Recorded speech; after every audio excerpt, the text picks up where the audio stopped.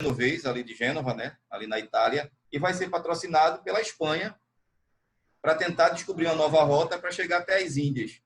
Lembra que o comércio funcionava através de Gênova e Veneza, ali na Itália, tendo ali todo o acesso e proibindo qualquer povo, ou qualquer quem quer que fosse, tivesse acesso às Índias.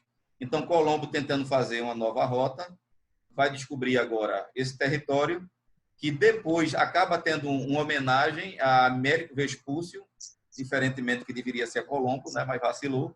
E Colombo pensa que descobriu as Índias. Conhecia a rota, descobre ali aquilo que vai ser denominado de Américas, e descobre as Américas, aquele território que vai ter o nome de Américas, né? E ele acha que chegou às Índias a ponto que os habitantes daqui vão ter o nome de índios, por causa disso, né? Não sei quantos de vocês aqui já ouviram falar, já assistiram, ou se não assistiram, ou se ouviram falar ou não ouviram falar, assistam esse filme, 1492, Em Busca do Paraíso. Alguém conhece?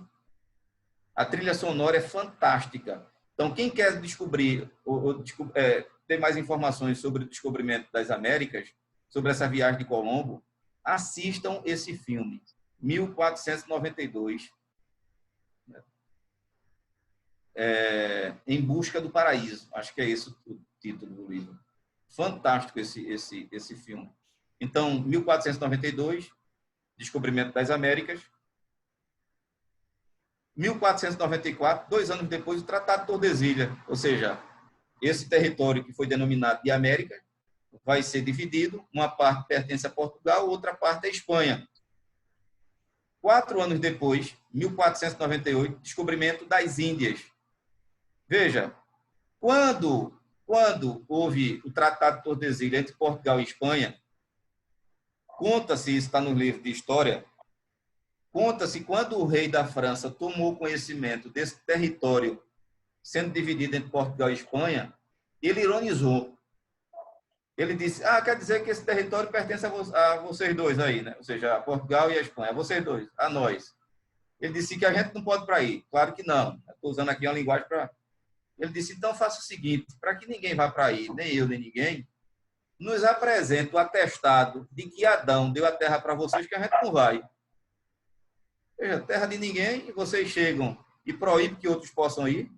Então, foi por isso que, em alguns momentos, houve a tentativa por parte de outros povos. 1498, finalmente, as Índias é descoberta por uma nova rota, por intermédio de Vasco da Gama. Então, notem, tudo acontecimentos próximos um do outro, né?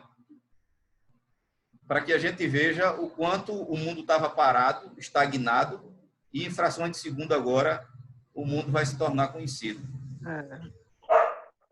Alguém ia falar? Então, podemos andar, né? 1500, o Brasil foi... A gente usa descobrimento aqui, mas há quem ironize e coloque o achamento do Brasil, né? Porque descoberta é quando alguém não sabe. Mas não tinha os índios aqui? Agora, deixa eu me fazer uma pergunta. Veja só. Se no Tratado de Tordesilhas a terra foi dividida, obviamente que se tinha conhecimento dela, porque foi dividida uma parte para Portugal, outra parte para a Espanha, por que o descobrimento do Brasil, já que o Brasil pertencia a Portugal, por que o descobrimento só se dá em 1500, tendo até em vista que antes de Cabral também teve navegantes por aqui? O que acontece com Cabral? Alguém pode tentar responder? Ele levou um oficial do cartório. A diferença foi essa, para registrar. Em parte. Em parte. Mas veja, o motivo maior era o seguinte: a terra já pertencia a Portugal. O motivo maior é o seguinte: se você for olhar, os navegantes que... Tem um som aberto, hein? Tem até um cachorro aí querendo participar da aula. Se você olhar, o descobrimento... É daqui de cá, daqui a porta. É na porta daqui de casa, pastor. Sem cachorro na rua. Fecha o som, por favor. Seu som. Fecha o microfonezinho. Peraí. Então, veja, o descobrimento do Brasil acontece com Pedro Álvares Cabral, porque mesmo que outros estivessem passando por aqui, nessa região que vai ser denominada mais adiante como Brasil, esses que passam, eles são navegantes ou aventureiros que não são portugueses. É a mesma coisa, eu vou dar um exemplo aqui. Suponhamos que, né, tem aí Josué. Eu resolvo doar uma terra para Josué lá em Porto de Galinha. A probabilidade é que alguém passe por lá antes dele. Mas o descobrimento dessa terra que foi doada só vai acontecer quando ele for para lá. Estão entendendo aqui? Então, o descobrimento se dá não é porque alguém não tenha vindo, não é porque alguém não tenha encontrado, mas a terra não pertencia àquele que por aqui está passando. Então, como um português, né, que vem de fato e vai se dar o descobrimento, é por isso que acontece com Pedro Álvares Cabral. Então, coloquei aí, antes de Cabral estar por aqui, isso é uma citação, a carta de Pedro Vaz de Caminha. Veja só, vamos para cá. 2 detalhes aqui importantíssimos. Veja, quando Cabral aqui chega, é realizada uma missa. Vocês devem ter conhecimento. Tem até quadros, né, tentando representar essa possibilidade. Caminha na sua própria carta, vai narrar o procedimento desses nativos que ali ficam, né? Até gravuras dos índios ajudando a levantar uma cruz, né? Isso é muito discutido, se de fato houve aquilo ou não. Mas veja, logo após esse contexto da chegada de Cabral e da missa realizada, nós vamos nos deparar com outro fato, que é a carta de Pero Vaz de Caminha. Então, isso está acontecendo simultaneamente, né? E a carta é escrita. Aqui há uma particularidade que os livros de história, até hoje que tenho lido, não tratam sobre isso. Note que hoje as nossas cerimônias de casamento, ela necessariamente, mesmo que ratifique o direito de haver um casamento na igreja, né? Mas há também um processo civil. Não é isso que acontece? O camarada casa no civil, né, e pede ali o direito de casar numa igreja evangélica, por exemplo. Não acontece assim? E depois o pastor vai dar o documento para que ele dê entrada ali na certidão de casamento. Esse ato que a gente realiza, ele é manifesto aqui, mesmo que os livros não tratem sobre isso. Veja, na chegada de Cabral aqui, nós temos uma missa realizada. A missa é uma manifestação civil, ou melhor, religiosa, né? Está acontecendo a missa, a manifestação religiosa. Via de regra, assim que acontecia, a missa, com a participação dos nativos, via de regra, funcionava mais ou menos o seguinte: nessa terra tem gente, e a gente pertence à igreja. Essa gente pertence à igreja. Tanto é que na carta de Pedro Vaz de Caminha, Pedro Vaz de Caminha vai falar ao rei de que se um benefício ele pode fazer é mandar gente urgentemente para cá, porque esses precisam ser convertidos. Ele até na visão, né, dele, ele vai dizer que esse povo é tão receptivo àquilo que está acontecendo que já estão prontos até para ouvir e se converter a esse evangelho. Na visão de Pedro Vaz de Caminha, na carta. Então, a missa, que é uma reação, um ato religioso, e há também a carta de Pero Vaz de Caminha, que é um ato civil, né? Aquilo bem que foi colocado aqui. A carta, não é um atestado de que a terra existe e a terra pertence ao rei. O povo pertence à igreja, que via de regra a igreja pertence ao rei, e a terra pertence ao rei, né? Então, aqui a gente tem um ato civil e um ato religioso, que não tem isso nos livros, mas você percebe claramente esses dois acontecimentos, inegavelmente, e que, através dessa prática, isso acontece até os dias de hoje, fruto dessa relação inicial. Algum comentário que queiram fazer, alguma pergunta, fiquem totalmente à vontade. Podemos avançar? Então, vamos lá. Então, nesses 30 primeiros anos, né, Portugal ele não investiu de imediato no Brasil. Eis o porquê das invasões francesas, holandesas, mesmo que no contexto, obviamente, posterior. Né? Os franceses vão vir para cá em 1555, os holandeses em 1630. Mas antes mesmo, né, Portugal, por não investir, se é que a gente pode usar essa expressão, vai haver presença de outros por aqui, né? É aquilo que eu falei para vocês, ó, o conceito do rei da França com o Tratado de Tordesilhas. Mostra para a gente a certidão que Adão deu a terra para vocês, que a gente fica aqui. Obviamente que não aconteceu nunca essa carta sendo mostrada. Então, nos 30 primeiros anos, de 1500 a 1530, é o período denominado de período pré-colonial. Pré-colonial porque não há um investimento de imediato por parte de Portugal. Portugal se acomoda, tendo em vista que a terra pertence a ela, né? Tendo em vista também o recente descobrimento das Índias. Então, 2 anos foi que houve o descobrimento aqui do Brasil e 2 anos antes houve o descobrimento das Índias, que era um local já conhecido, onde estavam as especiarias e a riqueza estava ali. Então, Portugal, assim como as demais nações, sabendo desse novo descobrimento, dessa nova rota para as Índias, também vai fazer essa viagem para as Índias, né? Então, deixa por enquanto aqui o Brasil em stand-by e outras nações vêm para cá, outros povos vêm para cá e vão investir no que podem elevar o que tem de mais valioso aqui, o pau-brasil e tantas outras coisas. Por que o pau-brasil era tão importante? Porque o pau-brasil, além da construção que ele poderia ser utilizado para embarcações, para construções de casa, etc. Tal. Qual era a maior importância do pau-brasil? Alguém lembra? Tingimento de tecidos. Questão de tintura. Era exatamente o que se extraía do pau-brasil, né? No seu cerne, do seu núcleo. Era uma tintura que era o escarlate, era o vermelho, né? A cor púrpura, a cor da nobreza, que antes do pau-brasil era extraído das profundezas do mar, através de alguns, não sei se era algum tipo de peixe, alguma coisa que era extraído dali. Então, se descobre agora essa possibilidade de se extrair através do pau-brasil, algo que somente a nobreza poderia ter. Então, esse é o porquê da sua importância. Então, período pré-colonial. São referências de livros que eu coloquei. Vocês lembram o que foi o escambo e a criação das feitorias? Sim. O escambo é a questão lá do tráfico de escravos. Né? Escambo, quem falou? Desculpa.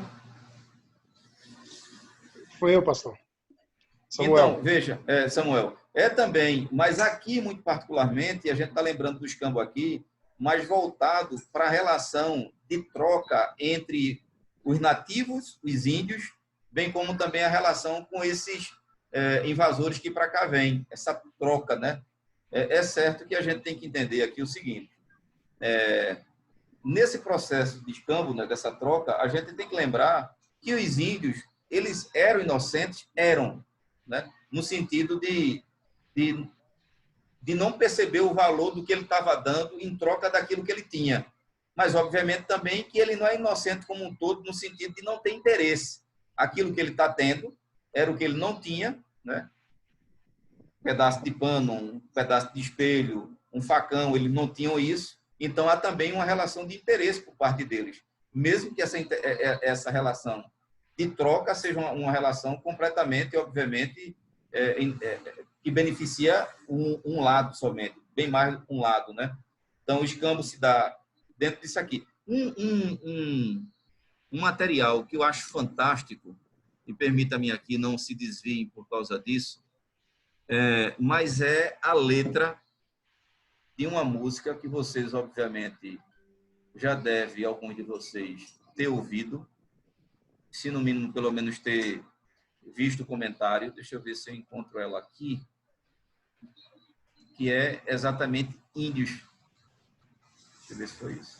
Essa é a carta do Pedro Vaz da minha. Deixa eu ver se eu encontro aqui. É rápido. É a música do Legião Urbana, né? Exatamente. Exatamente.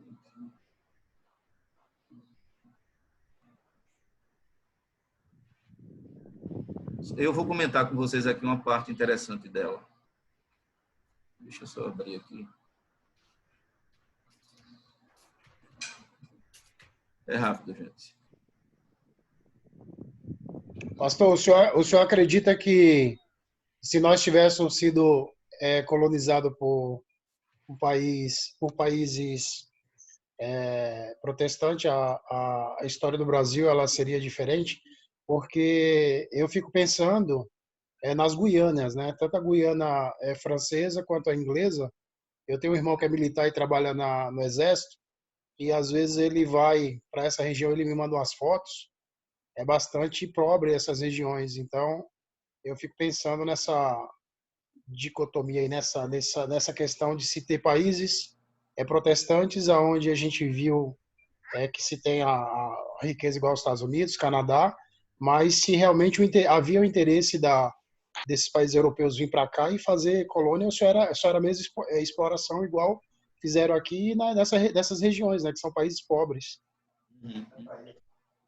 Então, a turma faz muito essa pergunta, Samuel, quando fazem comparação, mais especificamente, por exemplo, com os holandeses que vieram para cá, né? E muito especificamente o grupo que veio para o Nassau e todo o investimento que foi feito e, obviamente, inegavelmente, foi um período de grande mudança, e muito particularmente aqui no Nordeste, mas ainda aqui em Recife.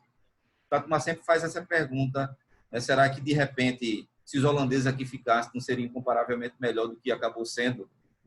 É uma incógnita, porque, de igual modo, também houve outros lugares em que se tornaram colônias de holandeses que não houve também esse progresso. Então, isso é muito relativo, sabe?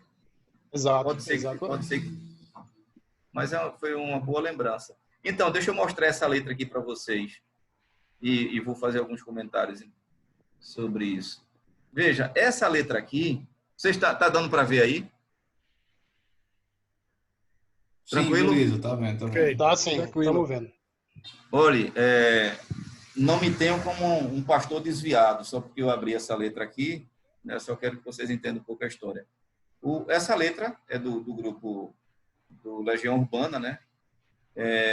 Escrita por Renato Russo. Conta-se que, né, a história também dessa informação para vocês, conta-se que o álbum já estava pronto e a música já estava feita, mas não tinha letra, ia ser só instrumental, e pouco tempo antes ali do estudo fechar o álbum, chega o Renato Russo com essa obra-prima, que é exatamente uma letra que vai retratar esse período de colonização do Brasil. E aí é certo que toda a letra ela é fruto de metáforas, em que ora ele vai falar da colonização, ora ele vai falar dos índios, ora ele vai falar dele mesmo, né? Ora ele vai falar da inocência do índio, inocência nesse sentido de ser explorado, ora ele vai falar da própria inocência que ele acha que tinha nas relações de amizade. Então veja como é interessante. Ele vai dizer mais ou menos assim: quem me dera ao menos uma vez ter de volta todo o ouro que eu entreguei, né? A quem conseguiu me convencer que era prova de amizade se alguém levasse embora até o que eu não tinha. Então, ele está falando exatamente dessa relação do escambo, dessa troca entre o índio e os colonizadores, né? Esses exploradores que vêm para cá. Então, ele está falando na pessoa do índio, né? É como se o índio pensasse agora: quem me dera ao menos uma vez, né? Ter de volta todo o ouro que eu entreguei a quem conseguiu me convencer que era prova de amizade se alguém levasse embora até o que eu não tinha. Ou seja, tudo que estava e o que eles tinham e que estava ao alcance para ser explorado, assim o foi.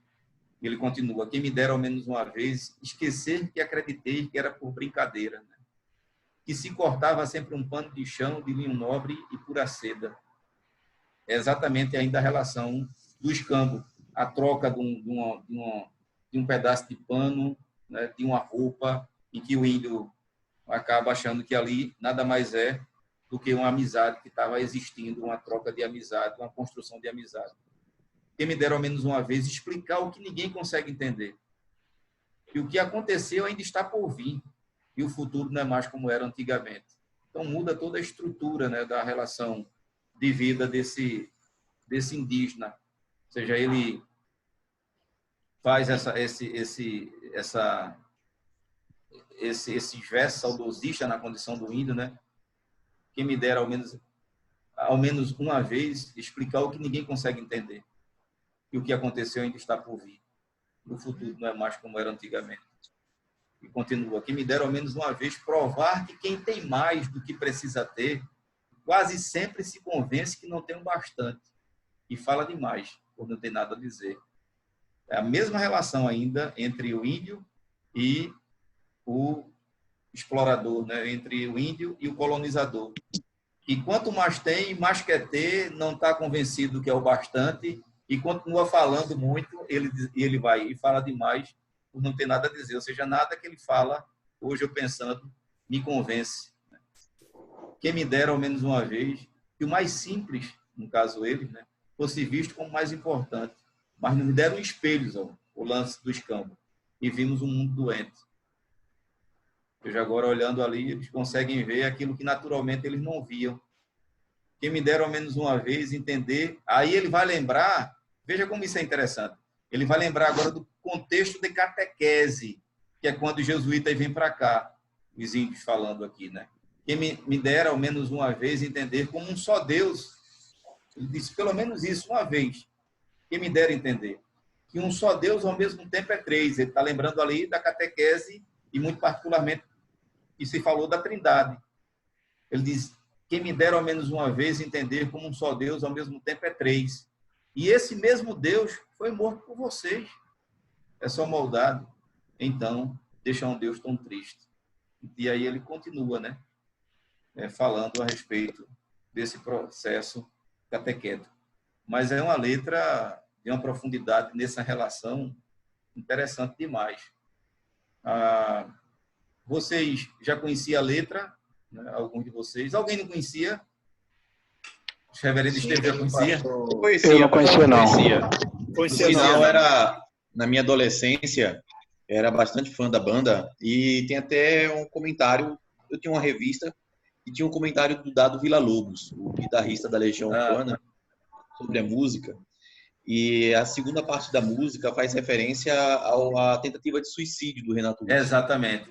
Vou cortar os pulsos e é por isso que ele canta, né? Eu sangrei sozinho, entenda. Assim, exatamente. Volta para mim, através de sofrimento. Correto. Eu fiquei preocupado porque o senhor disse que com a letra podia se desviar e eu que tenho um CD. Eita, bicho. Aí tu já tá desviado, meu irmão. É música pagã, eu não escuto isso não. Olha, reverendo Estevam, não queira saber dessa música. Não, viu, mano?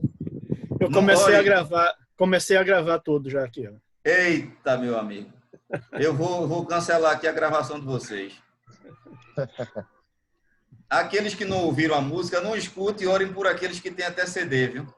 Que a coisa tá séria. Eu já ouvi, então, apesar de não foi da minha adolescência. De Legião Urbana, mas veja, quem já ouviu, vocês tinham feito, já sabiam dessa relação, ou já tinha visto essas particularidades dessa questão do... Eu sabia da relação, não da particularidade que o senhor trouxe aí. Sabia da relação, sim. Que era a questão dos índios, do descobrimento do Brasil e tal. Mas é algo, essa particularidade que eu trouxe aí é bem bastante interessante. A gente começa a ver a letra de outra forma, né? É verdade. Eu nunca tinha visto a letra, só me lembrei da antiga Babilônia, nos meus tempos de Babilônia. Olha aí, rapaz. Misericórdia. Pastor, eu era fã de Renato Russo. Olha aí, olha. Eu não sei se eu estou fazendo bem ou mal para vocês. Sessão, confissão de pecados agora. Olha, eu não se desvie. Reverendo Estevam tem mais motivo. Reverendo Estevam vai ter mais motivo para estar orando. Não se preocupe. Tem gente pensando até trazer vinho na próxima aula. Eita, rapaz. Pode fazer o quê? Tem gente pensando até trazer vinho na próxima aula, um vinho. Vinho?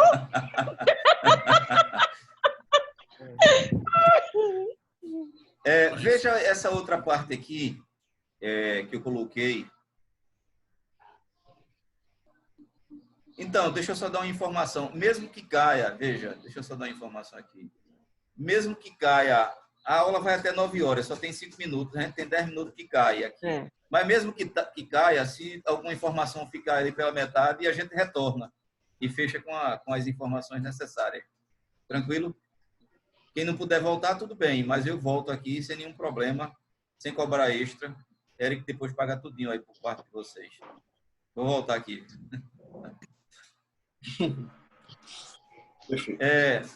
Outra parte interessante é a seguinte, nesse slide aqui.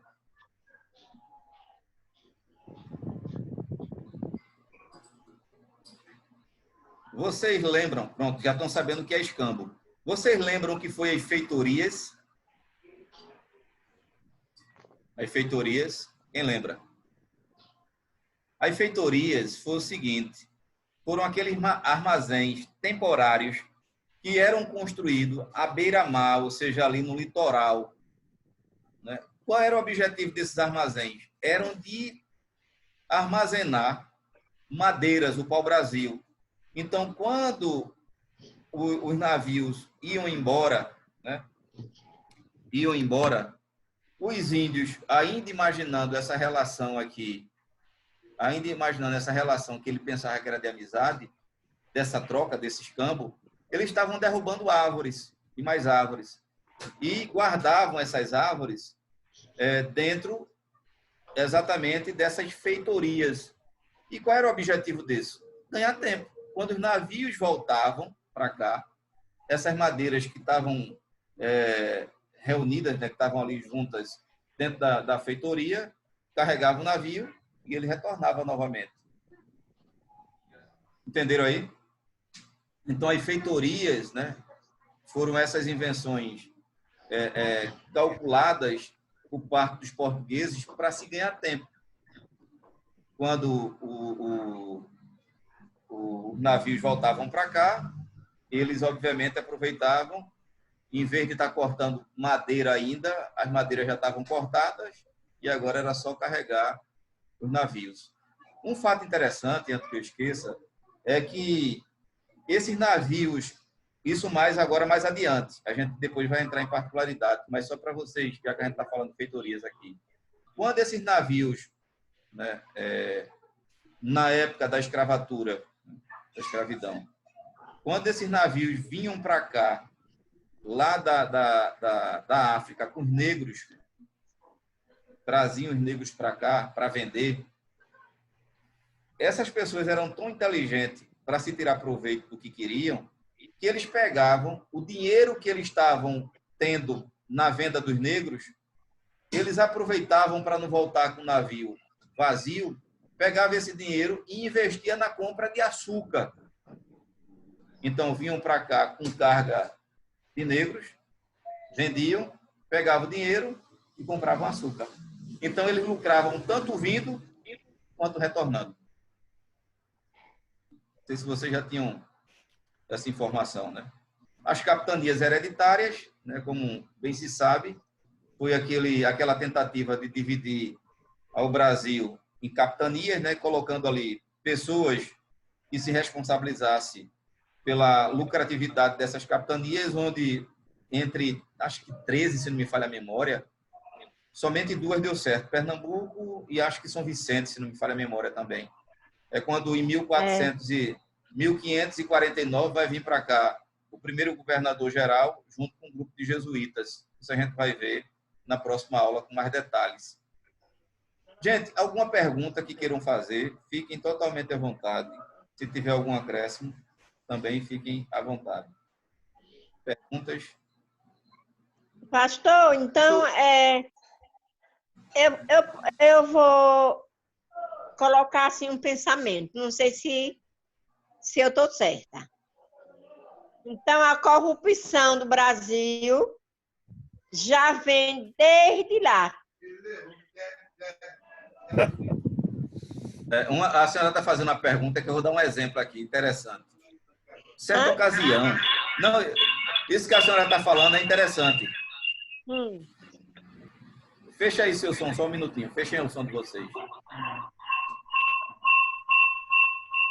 Tem um som aberto aí que tá tendo... Eu acho que é o da senhora, irmã, Helena. Fecha aí, só um minutinho o seu som. O som?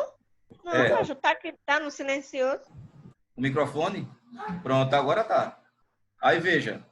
Uma vez eu ouvi uma história interessante. Eu estava indo comprar alguma coisa, acho que o meu pai, numa barraca, né, numa venda dessa da vida, e tinha uns pingus, né, tomando uma. Aí tinha um que disse assim, eu já gostava muito de história, aí teve um que disse assim, rapaz, bem que Pero Vaz de Caminha disse, o que ele disse está certo. O que Pero Vaz de Caminha disse, né? Pero Vaz de Caminha disse para o rei, na sua carta, aqui plantando, tudo dá. Aí o outro bêbado que estava de lado, isso eu ouvindo a conversa, né? Ficou olhando para ele, tudo tal. Não sei se ele já ouviu de outros, mas ele estava contando essa história. Aí eu ali ouvindo, ele disse, bem que ele disse, aqui plantando tudo dá. Porque quando os holandeses vieram para cá, né, isso ele falando de Villegagnon, que veio em 1555, a gente vai chegar lá, Villegagnon, quando veio com a primeira leva de franceses, né, esses franceses que vieram com Villegagnon eram ex-presidiários. E muitos, obviamente, morreram aqui e foram enterrados aqui. Aí veja o bêbado disse o seguinte, o camarada estava lá tomando antes. Bem que Pero Vaz de Caminha disse, aqui plantando nessa terra tudo dá, porque veio um camarada para cá com um bocado de francês, a maioria era ladrão, muito morreu, foi enterrado aqui, mas não deu outra. A semente que ele plantou aqui, o que não falta é ladrão. Entenderam a metáfora? Eu estou lembrando disso que a irmã colocou aqui, né? Então, desde o início, mas é que não é só aqui, não. Em tudo que é lugar que você possa imaginar, nenhum processo de colonização se deu por intermédio de uma flor, né? A gente vai, por exemplo, naquele passeio que, se der certo, a gente vai fazer com a maioria de vocês, espero até que com todos, se possível for, isso depois da pandemia, depois da gente marcar uma data aí em alguns lugares, mas você vai nesses lugares que retrata a religiosidade do Brasil. Aí eu levei um grupo, por exemplo, lá no Centro Histórico de Igaraçu, onde está a igreja construída, né? Hoje em pé ainda, porque teve uma antes, mas que não está mais em pé, foi derrubada. Mas a igreja mais antiga do Brasil está lá em Igaraçu, aqui pertinho da gente, de 1550 e alguma coisa, se não me falha a memória, que é a igreja de Cosme e Damião. Aí, eu com um grupo de alunos, o guia turístico lá, que é importante que tenhamos, porque ele tem abertura onde a gente não teria naturalmente, o guia turístico falando mal dos holandeses, né? Que vieram para cá, que invadiram igrejas e tocaram fogo, isso, aquilo, outro. Aí os alunos que estavam comigo, teve um que se empolgou e disse, peraí, você está equivocado nisso, rapaz. Você sabia que nós aqui também somos protestantes, né? E que esses holandeses aí, nós somos frutos do trabalho dele, então você está equivocado. Eu catuquei ele, pedi para ele ficar calado, e depois a parte eu digo, olha, o que ele estava falando, ele está certo mesmo.